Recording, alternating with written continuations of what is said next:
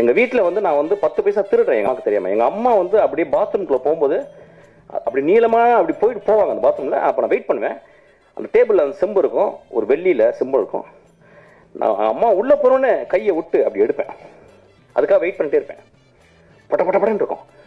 எடுத்து 20 நாள் success. Actually 21 நாள் போன வெளியே வந்துட்டா. அப்படியே போனா அப்படியே கையை விட்டு கீழே உழுந்து கீழே அடி ஒன்று அப்படியே நிற்கிறேன். எங்கள் அம்மாவுக்கு தெரியல என்னடா பண்ண அப்படின்னாங்க.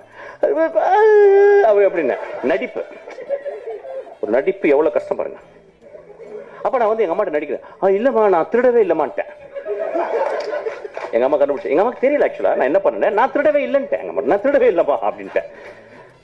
என்ன பண்ணாங்க, ஒரு தீக்குச்சி எடுத்து பற்ற வச்சு இங்கே பற்ற வச்சு அழிச்சு இப்படி தொட்டாங்க.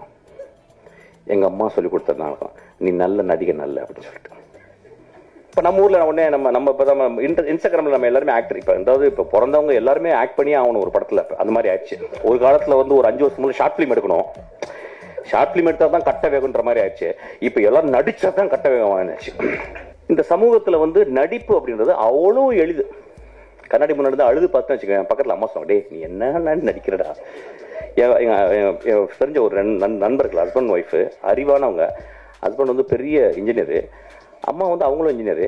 அவங்க என்ன சொல்கிறாங்க, அவங்க பையன் சின்ன பையன், சார் நடிக்கிறான் சார். நாங்கள் ஏன் மேடம் நடிக்கணும், சும்மா இருக்கும்போது ஏன் நடிக்கணும், ஏதாவது கேரக்டர் கொடுத்தா தான் நடிக்கணும், சும்மா இருக்கும்போது ஏன் அவங்க சொல்கிறாங்க. எப்படி ப்ராக்டிஸ் இப்போ பாருங்க நடிக்கணும் பாருங்க. டே தம்பி அழுகுனோடனே அவன் அழுது கட்டுறோம் அப்படின்னு எனக்கு ஏதாவது வச்சு வாயில தூக்கணும் போல.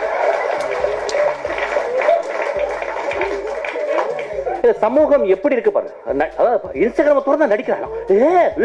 என்ன புரியலையா? ஒரு ஆர்டிஸ்ட் பாருங்க, அவனை அந்த படம் இதுக்காகவே பாருங்க. இப்ப நம்ம இன்ஸ்டாகிராம்ல பாக்குறோம், எல்லா பொண்ணுங்களும் டான்ஸ் ஆடுறாங்க. என்னன்னு புரியல. தமிழ்நாட்டில், இந்தியா ஃபுல்லா எனக்கு புரியல. எனக்கு என்ன எல்லாருமே விழுறாங்க. அப்புறம் என்னமோ செக்ஸியா முதல்லாம் கடிக்கிறாங்க. எனக்கு புரியவே இல்லை. இதோட அடிக்ஷன் உலகத்தில் இருக்க முடியும்? எனக்கு புரியல. ஒரு அழகான பெண், என் மகள், அவ யாரோ ஒருத்தி அழகு லட்சணமா இருக்கா. அவ வந்து ஒரு கேவலமான ஒரு பாட்டு இருக்கும். அந்த பாட்டை பார்த்துக்கிட்டு அவ உதறெல்லாம் கடிச்சுக்கிட்டு அப்படின்னு சொல்றால. நண்பர்களை இதை விட மோசமான அடிக்ஷன் இந்த சமூகத்தில் இருக்கான்னு கேட்கிறேன். அடிக்ஷன் எங்க இல்ல?